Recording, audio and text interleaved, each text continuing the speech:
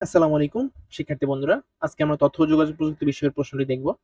তো প্রশ্ন দেখার আগে মানদণ্ডটি একটু দেখে নেই। তথ্য প্রযুক্তি বিষয়টি হচ্ছে ১০০ মার্কের ৫০ মার্কের পরীক্ষা হবে। এর মধ্যে মানবন্টন হচ্ছে তথ্য অংশ থেকে 25, ব্যবহারিক বা প্র্যাকটিক্যাল থেকে 25 মার্কের পরীক্ষা হবে।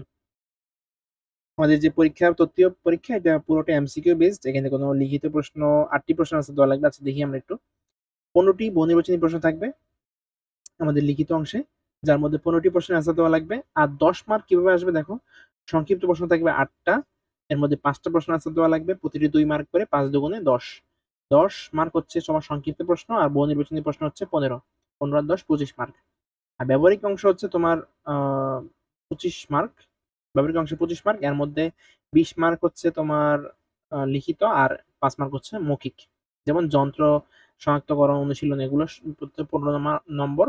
আর প্রতিবেদন প্রণয়ন হচ্ছে ৫ নম্বর, মৌখিক নাম্বার হচ্ছে ৫। এই হচ্ছে আমাদের মানবন্টন। চলো আমরা প্রশ্নটি দেখে নেই। শিক্ষার্থী বন্ধুরা, ৭ম শ্রেণীর তথ্য ও যোগাযোগ প্রযুক্তি বিষয়ের প্রশ্ন। এটি ১৫ টি এমসিকিউ প্রশ্ন আর ১০ টি হচ্ছে সংক্ষিপ্ত প্রশ্ন। তো এমসিকিউ প্রশ্নগুলো দেখো।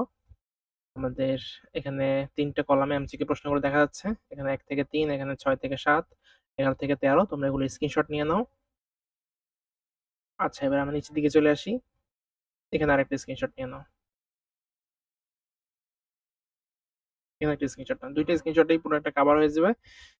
আম ওকে।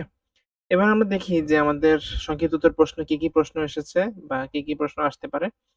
সংক্ষিপ্ত উত্তর প্রশ্নে হচ্ছে আমাদের ৫ দুগুণে ১০ টি প্রশ্ন, ৫ টি প্রশ্নের অ্যান্সার দেওয়া লাগবে। ৮ টি প্রশ্ন আছে। ৮ টি প্রশ্নের মধ্যে ৫ টি প্রশ্নের অ্যান্সার দেওয়া লাগবে। ১ম এ হচ্ছে উইকিপিডিয়া সম্পর্কে যা জানা লিখো।